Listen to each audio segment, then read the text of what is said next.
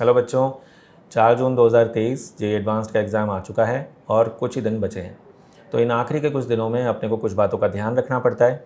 तो मैं आपको इन आखिरी के कुछ दिनों में एग्ज़ाम से जस्ट पहले, एग्ज़ाम के दौरान किन किन चीज़ों का ध्यान रखना है, उसमें कुछ हमारी भी एडवाइसेस और कुछ जो जेईई की तरफ से गाइडलाइंस हैं, उन सब के बारे में मैं आपको इस वीडियो में बताऊँगा।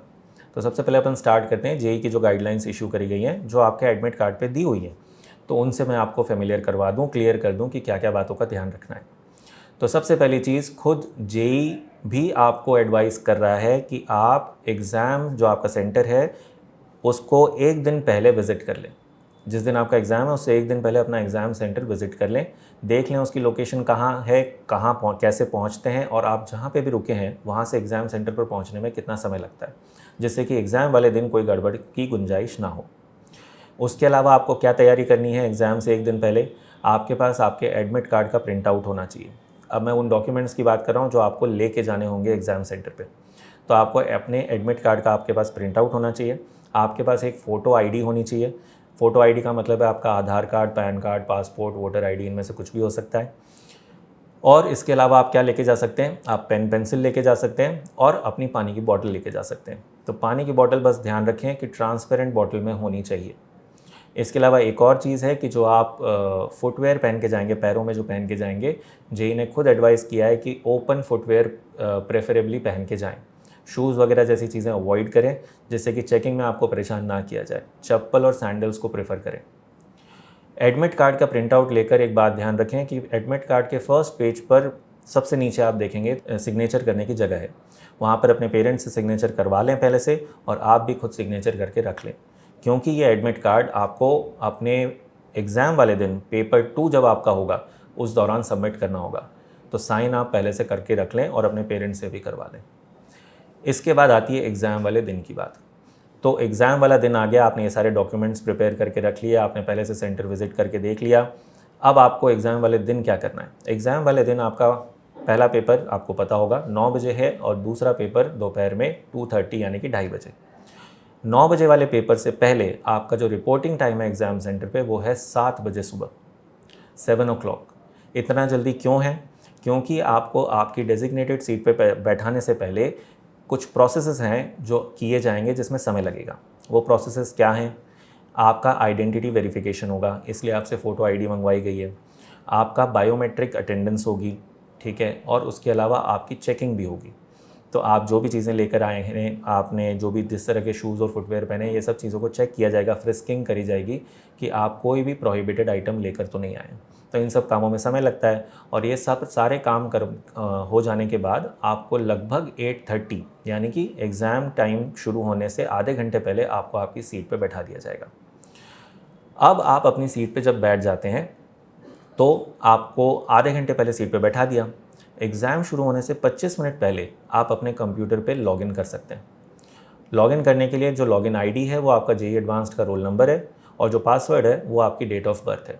पहले डे, मंथ और ईयर फॉर्मेट में है, वो आप देख सकते हैं अपने एडमिट कार्ड में। तो लॉगिन करके करना क्या है अपने को इस 25 मिनट के दौरान?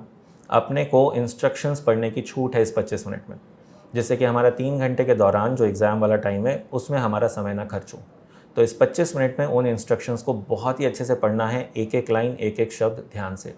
जितनी भी इन्फॉर्मेशन मिलती है कि एग्ज़ाम में पर सब्जेक्ट कितने क्वेश्चंस आ रहे हैं, क्वेश्चंस का क्या फॉर्मेट है, single correct, multiple correct, paragraph, match the column क्या है, कितने सेक्शंस हैं, किस तरह की मार्किंग स्कीम है, ठीक है। ये सारी इन्फॉर्मेशन जो भी मिलती है उसको ध्यान से पढ़ना है, क्योंकि आपको भी पता है जेईई एडवांस्ड का जो पैटर्न होता है वो जेईई मेन की तरह हर साल फिक्स्ड नहीं होता। वो नहीं अनाउंस करते कि इस साल पेपर में किस प्रकार के कितने क्वेश्चंस आएंगे। तो वो इन्फॉर्मेशन आपको उन इंस्ट्रक्शंस में पढ़ के मिल जाएगी, तो उसको बहुत ध्यान से पढ़ लें, ठीक है।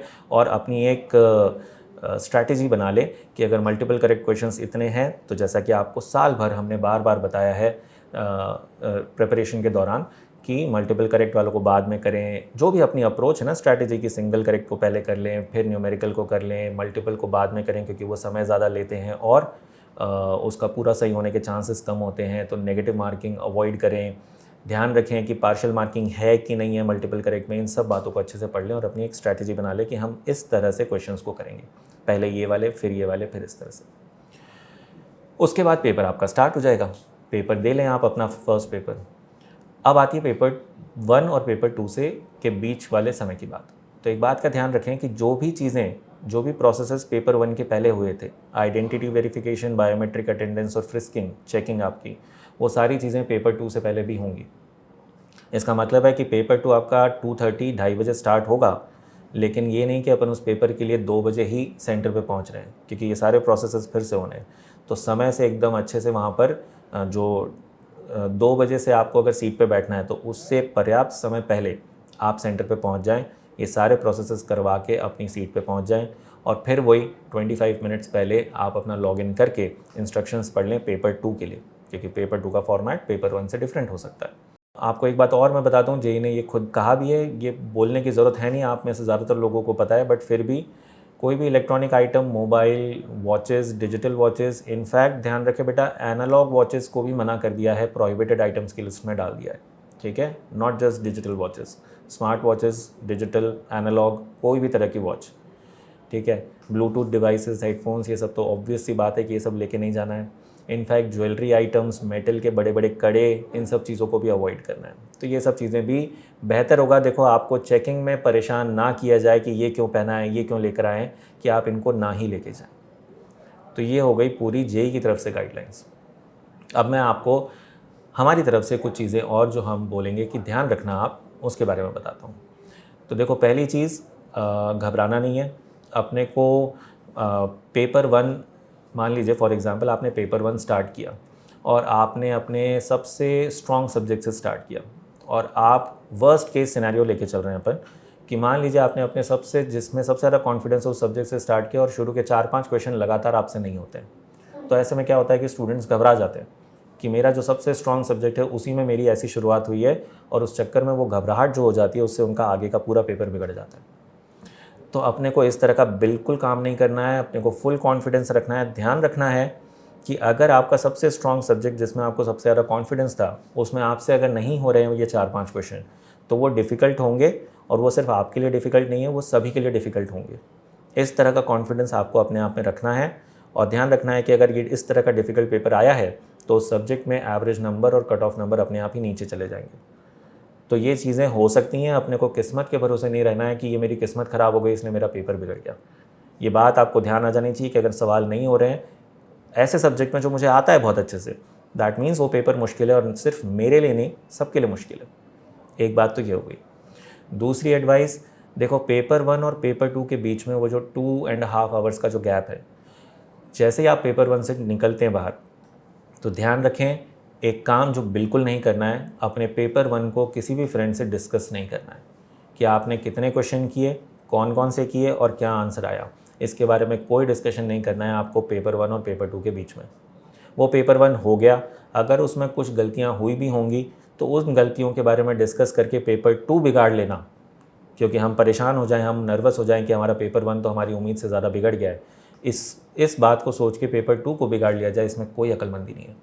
तो ये गलती बिल्कुल नहीं करनी है। आपको डिस्कस करना है पेपर, तो दोनों पेपर दे देने के बाद करिए अपने फ्रेंड्स के साथ। उस पेपर 1 और 2 के बीच का जो गैप है उसमें कोई डिस्कशन नहीं करना है। दूसरा, पेपर 1 और 2 के बीच में आपको लंच करना होगा। तो आपको, जैसा कि मैंने बोला, कि एक दिन पहले जब आप सेंटर विज़िट कर लें तो आप ये भी ध्यान रखें कि पहले से ये प्लान कर लें कि पेपर 1 और 2 के बीच में हम खाना कहाँ खाएंगे, आप खाना कहाँ खाएंगे और क्या खाएंगे, ठीक है। मतलब क्या खाएंगे से मेरा मतलब है कि ना तो हमें बहुत हैवी लंच करना है और ना इतना कम लंच करना है या कुछ नहीं खाया कि नींद आएगी ये सोच के कुछ नहीं खाया, कि हम लोग पेपर में बैठे और मान लीजिए पेपर अभी आधा ही हुआ है और हमारा सर दुखना शुरू हो जाए, एनर्जी की कमी पड़ जाए। तो ये दोनों ही काम नहीं करने कि बिल्कुल ही लंच नहीं किया और बहुत हैवी लंच कर लिया जिससे लेजीनेस आ जाए। तो अपने को एकदम लाइट लंच करना है कि ना तो एनर्जी की कमी पड़े, ऐसा ना हो कि हमारा सर वर दुखना शुरू हो जाए, और इतना हैवी भी नहीं करना है कि हमें आलस आना शुरू हो जाए। और ये भी ध्यान रख लें कि कैसे करेंगे आप लंच। क्या आप आसपास ही कोई खाने की जगह है, रेस्टोरेंट, जहाँ पे जाके आप लंच करेंगे? अगर आसपास है तो ध्यान रखें उसमें भीड़ बहुत होगी, क्योंकि एक साथ उस सेंटर से बच्चे निकलेंगे। या फिर आपके पेरेंट्स या गार्जियंस जो भी हैं जो आपके साथ गए हैं एग्ज़ाम सेंटर पे, वो आपके लिए खाना पैक करवा के ले आएंगे और आप खा लेंगे। तो जो भी इनमें से काम करना है उसको अच्छे से पहले से प्लान कर ले, क्योंकि समय कम होगा और हम नहीं चाहते कि हम उस समय एग्ज़ाम सेंटर से निकल के सोचें कि अब कहाँ खाना खाना है और ये चीज़ ढूंढने में हमें समय लग जाए और फिर हम जल्दबाजी में करते हुए वापस सेंटर पे आएँ, क्योंकि अभी तो चेकिंग भी होनी है, फ्रिस्किंग भी होनी है, बायोमेट्रिक भी होना है, फिर अपने को कंप्यूटर पे बैठने देंगे। तो इन बातों का ध्यान रखें। ये मैंने जेईई की तरफ से जो गाइडलाइंस थी वो भी आपको बताई और कुछ हमारी तरफ से जो एडवाइसेस थी उनके बारे में भी बताया। तो जेईई की गाइडलाइंस, कभी भी कुछ भी प्रॉब्लम हो तो आपके एडमिट कार्ड पे लिखी हुई हैं, आप उनको वापस से देख सकते हैं। बस इन कुछ बातों का ध्यान रखना है और एकदम टेंशन फ्री होकर एग्ज़ाम देना है। ध्यान रखना है कि हल्के से बोलते हैं ना कि a hiccup, a bump in your road, a bump in your path, कि ज़रा सी रुकावट आई अपने रास्ते में, कि अपन ने कोई पेपर दे रहे थे और अपनी उम्मीद से कम क्वेश्चंस हो रहे हैं, तो घबराना नहीं है। कॉन्फिडेंस नीचे नहीं आना चाहिए। ध्यान रखना है जैसा पेपर आपके लिए है वैसा पेपर सबके लिए है। तो बढ़िया कॉन्फिडेंट होकर पेपर दीजिए। Best of luck, all the best.